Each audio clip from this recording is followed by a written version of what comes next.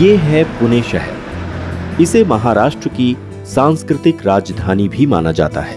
एक कॉरपोरेट शहर होने की वजह से यहाँ नौकरियों और व्यवसायों के बेशुमार अवसर मिलते हैं। देश भर से लोग यहाँ उसी के लिए आते हैं और यहीं के होकर रह जाते हैं। ये कहानी है ऐसे ही एक कपल की, रिचा और उसके पति हिमांशु मेहरा की। मेरे पति हिमांशु और मैं अपनी लाइफ में बहुत खुश थे। हिमांशु एक सॉफ्टवेयर कंपनी में इंजीनियर थे और मैं घर से ही केक्स और चॉकलेट्स का बिजनेस चलाती थी। जब रिचा ने मुझे अपनी प्रेगनेंसी के बारे में बताया, मैं जैसे खुशी से पागल सा हो गया। मुझे यकीन ही नहीं हो रहा था कि हमारा सपना फाइनली पूरा होने जा रहा था।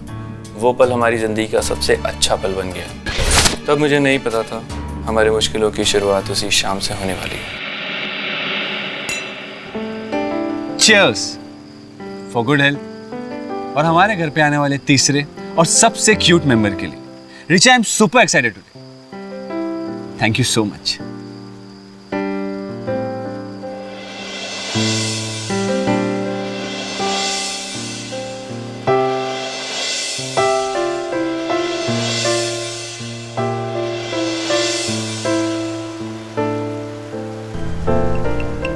Excuse me, baby. I'll just come.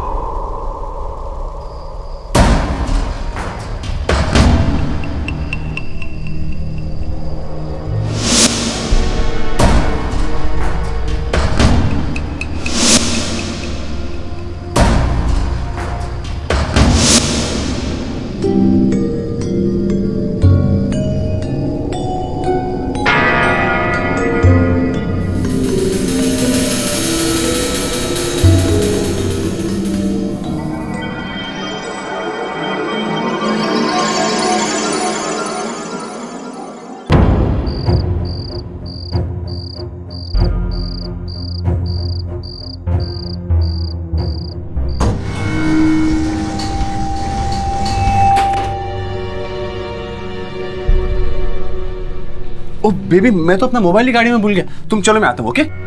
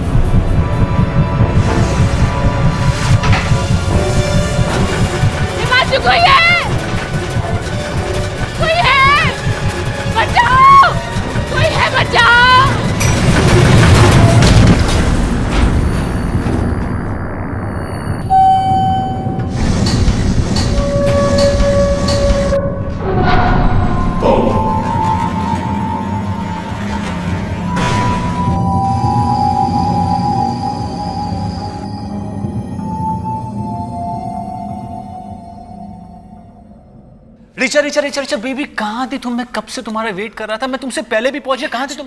मुझे पता नहीं लिफ्ट को क्या हो गया। पहले तो हमारे फ्लोर पर रुकी नहीं, ऊपर चली गई, उसके बाद लाइट भी चली गई। मुझे कुछ समझ में नहीं आ रहा था मैं क्या करूं। भूल जाओ इस लिफ्ट को, भूल जाओ। there's a surprise for you. Only for you.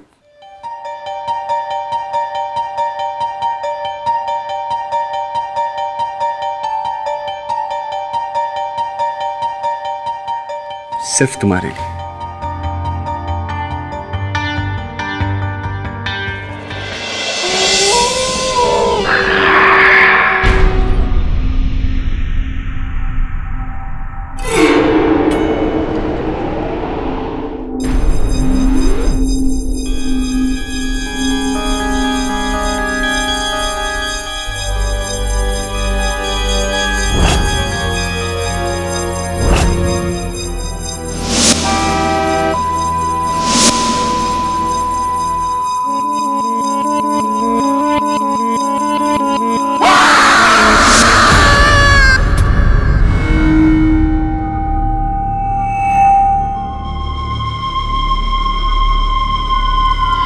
Himanshu, Himanshu, Himanshu, क्या हुआ रिचा?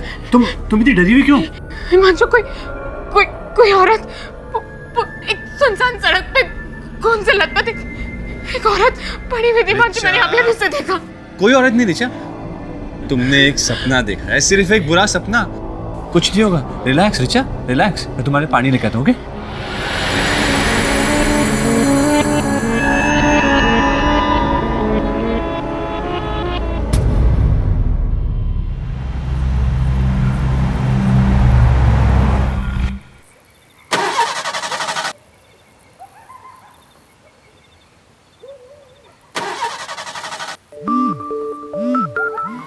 हेलो।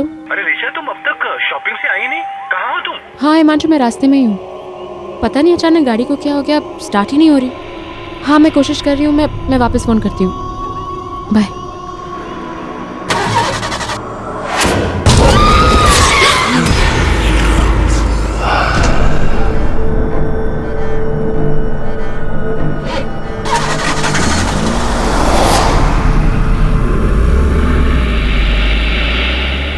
मैं ऋचा को अच्छे से जानता हूँ। वो पहले कभी भी ऐसे रिएक्ट नहीं करती थी। मैं जानता था उसकी इस घबराहट की वजह उसकी प्रेगनेंसी हो सकती है, पर उसकी ये घबराहट धीरे धीरे उसके दिलो दिमाग पे हावी होने लगी।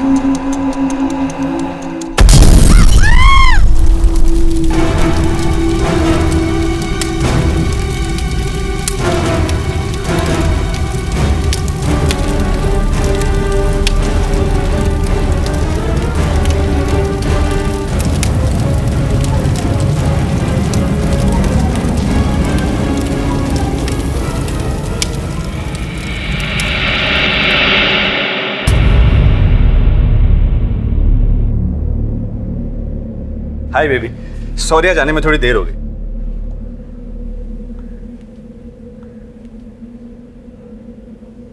क्या हुआ? सब ठीक तो है? आज ओवन फट गया।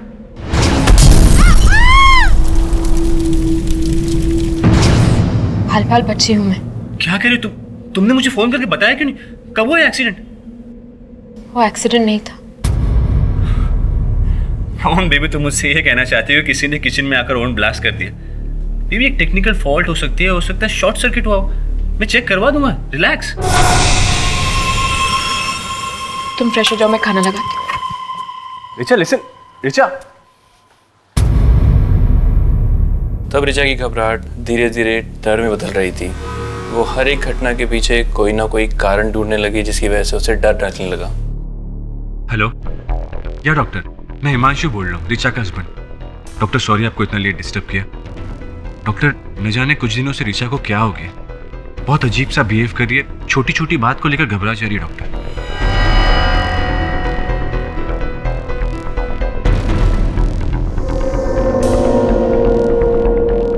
जब मुझे डॉक्टर ने बताया कि मेरे डर की वजह हार्मोनल प्रॉब्लम भी हो सकती है, तो मुझे लगा कि मुझे शायद सच में कोई मेडिकल प्रॉब्लम है, और हिमांशु भी सच कह रहे थे।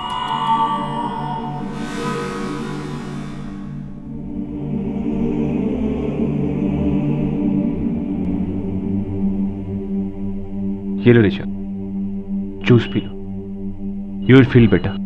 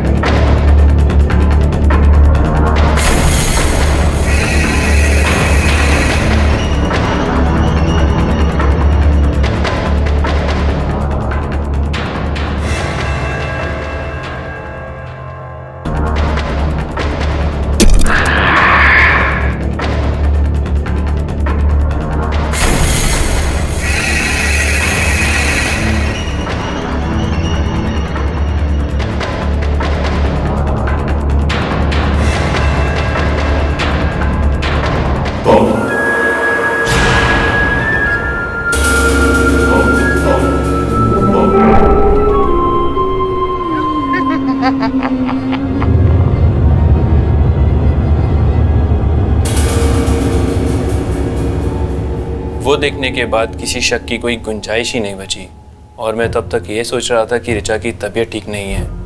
अभी इस प्रॉब्लम का सलूशन सोच ही रहा था कि अचानक से रास्ता खुद ब खुद चल के हमारे सामने आ गया।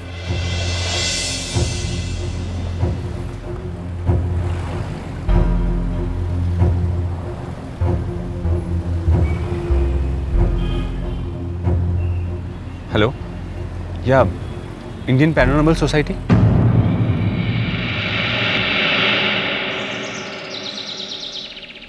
तो रिचा जी, आपको उस औरत का सपना बार बार आता है? जी। और आपको हमेशा ये लगता है कि आपके आसपास कोई है? जी हाँ। आपकी जिंदगी में इससे पहले कोई ऐसी घटना घटी? नहीं। मतलब उस सपने का रिचा जी के साथ कोई संबंध नहीं है? हो सकता है इस सब का संबंध इनकी पिछली जिंदगी से।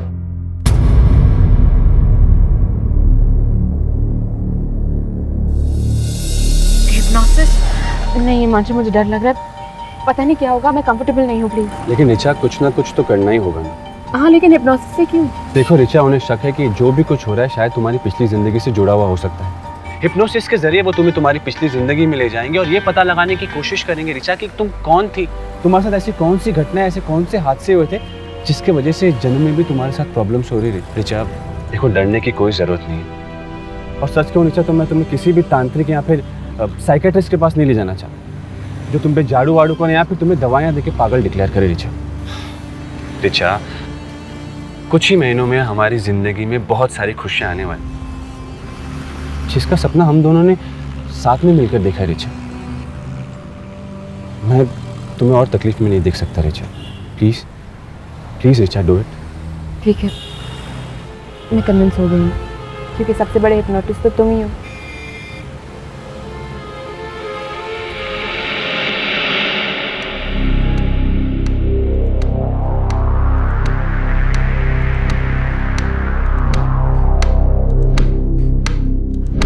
अब आपको यहाँ से धीरे धीरे अपने दिमाग के पिछले हिस्से पे जाना है। एक गहरी सांस लीजिए और अपनी आंखें बंद कर दीजिए।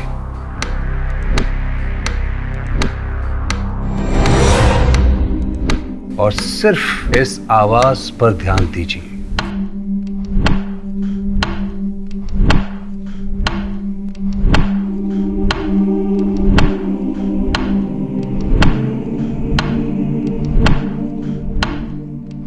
इस ब्रह्मांड की ना तो कोई शुरुआत है और ना ही कोई अंत।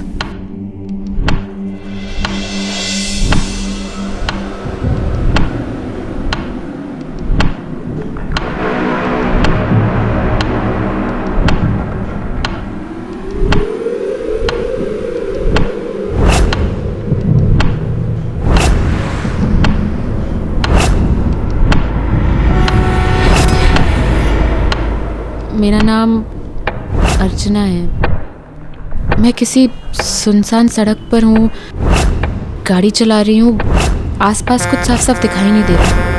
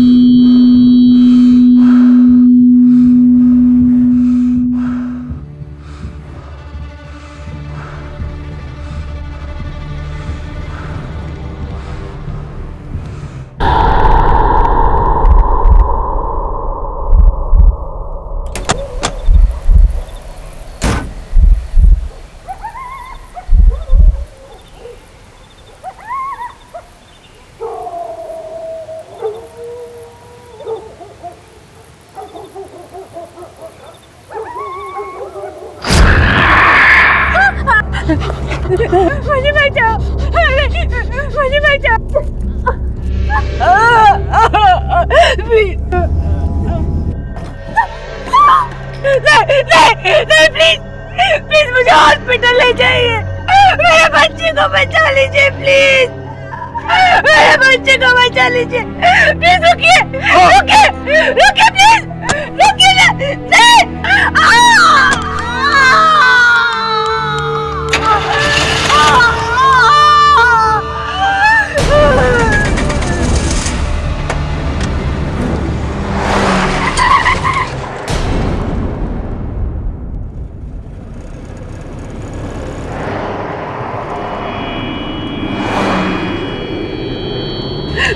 मुझे बचा लो प्लीज, मुझे हॉस्पिटल ले जाइए। मेरे बच्चे को बचा लो प्लीज। रुकिए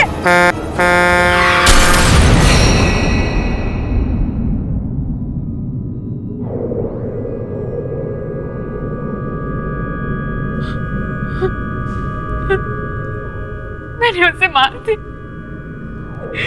मैंने उसे मार दिया। कर लो, कर लो।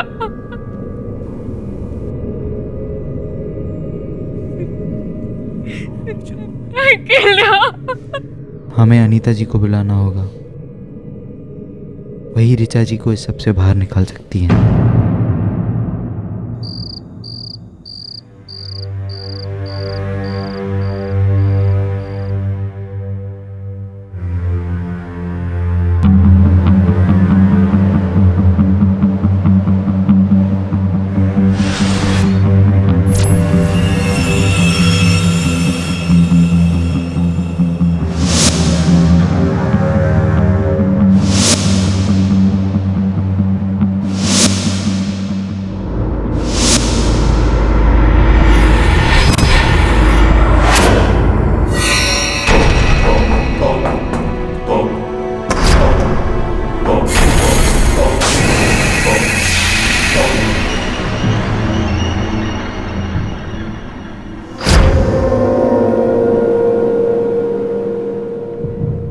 अच्छा किया जो मुझे बुला लिया।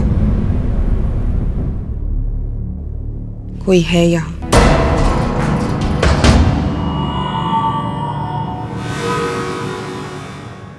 ये काम मुझे तुम्हारे साथ अकेले में करना होगा, लेकिन उसके लिए तुम्हारा मुझ पर भरोसा करना बहुत जरूरी है। तैयार हो?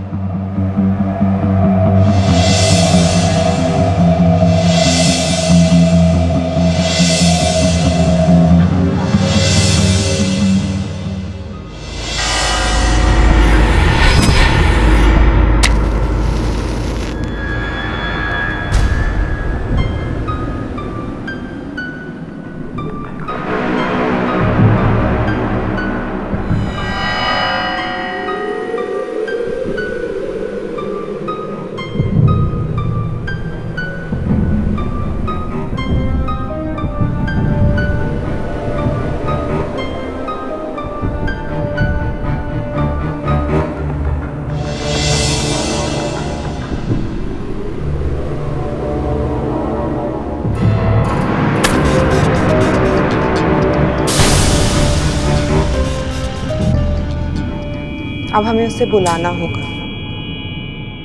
वो आत्मा कुछ भी करे, तुम डरना मत। मुझ पर भरोसा रखना, मैं तुम्हें कुछ नहीं होने दूंगी।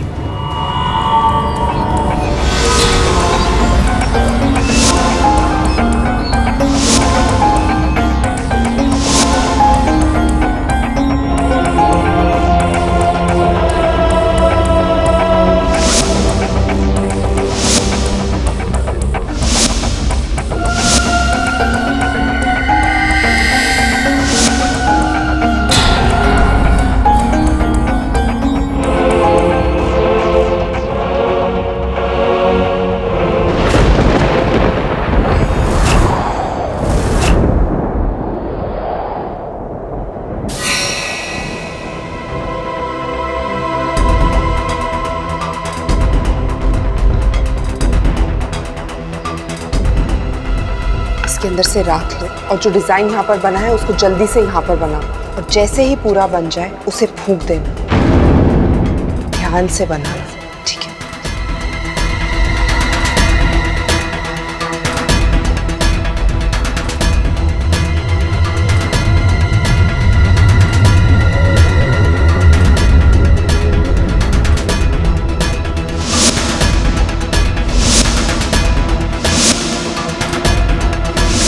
अब फूको।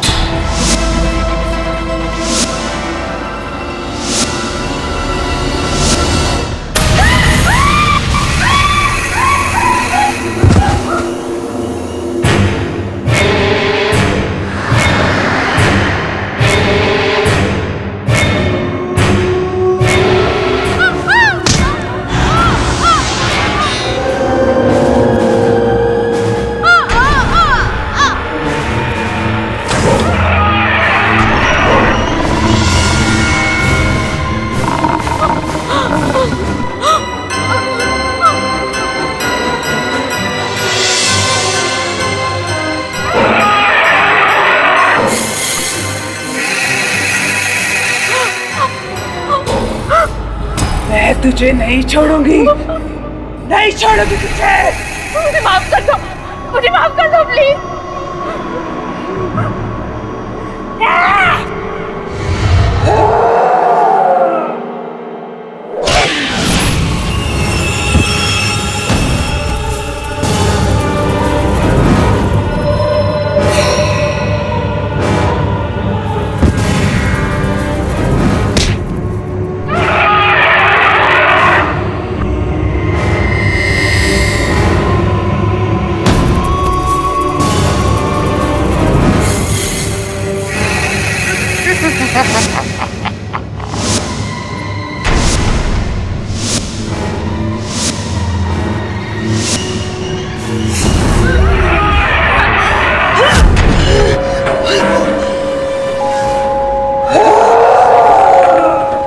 रिचा को मारकर तुझे क्या मिलेगा? मेरा बदला। माना उससे गलती हो गई, माफ कर दे उसे। मैं भी तो इसी बात का इंतजार कर रही थी कि वो फिर से जन्म ले, और जब वो माँ बनने वाली हो तो मैं उसे खत्म कर दूं, जैसे उसने मुझे और मेरे बच्चे को मारा है। मैं जिंदा नहीं छोड़ूंगी इसे।